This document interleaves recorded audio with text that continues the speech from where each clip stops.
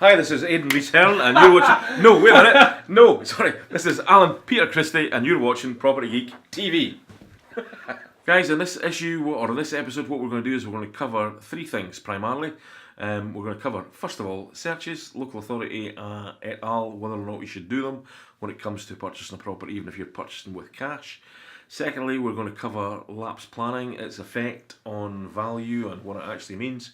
And then thirdly, we're also going to cover how to structure leases and what you can and can't get away with when it comes to social housing. So I hope you enjoy.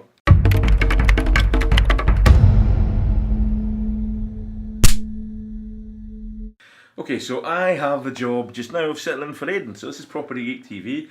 I'm Alan, not Aidan, as you can probably tell, and I'm going to give you just a little update of what we've been doing at Development Discovery the last couple of weeks. So, best bit of news for the last couple of weeks that I've been working on, and actually, to be fair, and I don't stress very much, but stressing on over the course of the last few weeks, and most of last week, I was there with the help of Ed and Eduardo and a lot of the guys, a lot of the team, was getting Haysborough over the line, which happened today. So this is Monday the 4th of December, at around about 2-3 o'clock, we finally got word that we had completed, so all monies had been paid over, title had passed to us, and so DD1, well done, that's us got our site. DD2, obviously they bought their site back in April. We've had some great news on that in the last month, in that the planning, so went back to planning, it was bought with 11, for 11 units. We saw a kind of weakness in the planning that was there, and we thought we could exploit that, which looks like we've been able to do. We've got the planner on side now, and that's taken up to 14 units, which makes a big difference in the numbers, which is great. And we've also had some offers on various HMOs for our property partners and things like that. We're waiting to see the first of these fall over, but all in all, it's been a pretty exciting time. And we've been preparing for something really important, which is our kind of Christmas. First time we've got all the groups together, so our 2016 developers, 2017 developers, and our 2017 HMO partners. So that we're really looking forward to. That's a week on Wednesday, so that's Wednesday the 13th of December, and that's going to be followed by Christmas party in the night, so that's great. We're all looking forward to that. So what we're going to do now is we're going to get a few question answers. My normal sidekick for this, Eduardo, isn't here, and although I'm taking Aidan's place in Property Geek TV, he is now the hand of Aidan. Yeah, and he will ask the questions. Okay, so Nell asks, would you always do local authority searches when applying for a mortgage on a property, even in well-established areas, and if you're doing a cash purchase? Yes. It's a short answer, but the longer answer as to why you would want to do that. You do those searches for reasons. So the reason why lenders insist upon those searches is because they're really important. If you don't, you leave yourself wide open to something happening that you don't know about, so you try and get your searches up to the closest point. So there could be some new burden that's placed on the property, there could be a substation that's been planned for and allowed for nearby, there could be a sewer issue, there could be a transportation issue, there could be anything. So the whole point of doing these searches, and please don't ever shortcut on that, don't ever think this will save me £1,000 to get, because that's literally, you're talking, for a narrow suite of searches, you might be £400. For a full suite that includes all the utility reporting, you might be £1,000, £1,200. Please don't skimp on that. You need to keep yourself safe. So yes, Nell, I would absolutely always do that. Okay. George asks, when an offer has been accepted that contains conditions of sale like confirmation on change of use and confirmation approval on HMO licence from the local council, when are these applications submitted, and is it best to have an architect prepare and submit them? Right, okay, so that's a really good question. We can give a detailed answer on that. So the kind of key things here are, once you've got your offer accepted, now there's two things, two distinctions. George, you're talking about something I know in Scotland, where we get an offer accepted, we go under missive at that point, no money changes hands, but you have a ticking clock, because effectively you've got to do this within a certain time frame. Now you do set that time frame as part of your offer. You should start that whole process right away, because the earlier you start, the earlier you can purify what it is that you're doing, and you're effectively, so these are, in legal speak, whether you're in Scotland or England, these are called suspensive conditions. So these are conditions that the offer is dependent upon. And so you're deemed to purify these suspensive conditions when you go back to your solicitor and say, that is now complete, I'm happy with that. As soon as you knock off all those conditions, depending on how they're worded, I kind of generally word those things as in, it might be, so if it's planning consent that is one of the conditions, then I would always kind of word it something along the lines of so the condition would be, I'll do this on the basis that I receive planning condition is achieved in terms that are acceptable only to me. So the sole arbiter of whether the planning is acceptable or not is me, nobody else. So you might get planning permission, but your circumstances might have changed. You might not be able to complete, and so therefore you can walk away without getting sued. In England, obviously, you exchange and then you complete. You go through a slightly different process in England, in that when you exchange, you typically transfer 10% of the funds to be held by your seller's solicitor until completion. So you've made a much more concrete commitment, because the law is slightly different here. It's a little bit here in England, should I say. So when you go through that process, you start it right away. You always use an architect. Don't try and cut corners. If you get one thing from any of these questions, I hope that's the one thing that you get.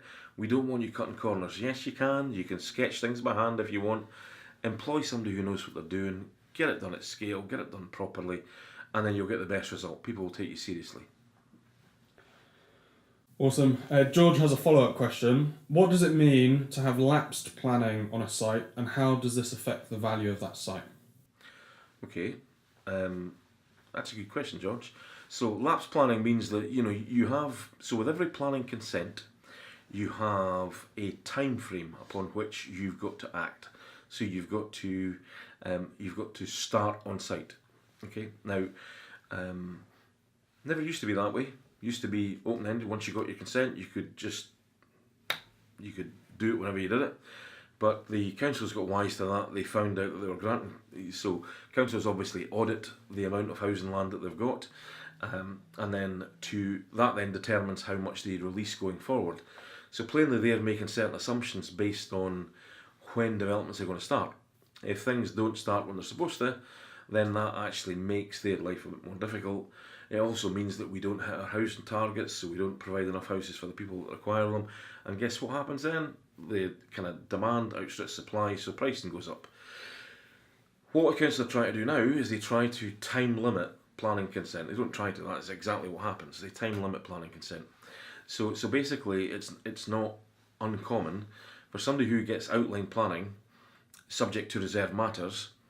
Then when that's granted, the council will give you a period of time to purify all the reserve matters. They'll list the reserve matters in the decision notice, and you will have typically 2, maybe 3 years, absolute max, to purify those conditions. And then you will have, beyond that, you'll have 2 years after that to commence on site. So they've got a finite amount of time that your planning permission is live. In terms of how that affects value, if it's lapsed, that basically means you've gone through the process, maybe had some reserve matters to conclude, but you haven't got there.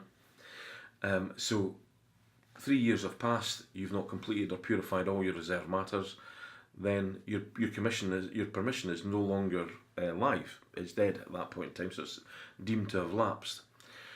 Value on that really does depend.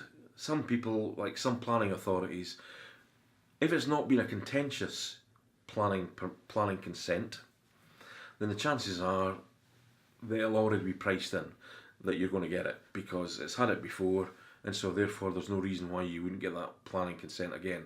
Where it becomes a really interesting one is if the planning consent was difficult to achieve, or other things have happened that would mean that planning wouldn't be achieved now easily, then you'll find that is discounted. But you absolutely need to be aware of all the circumstances surrounding it.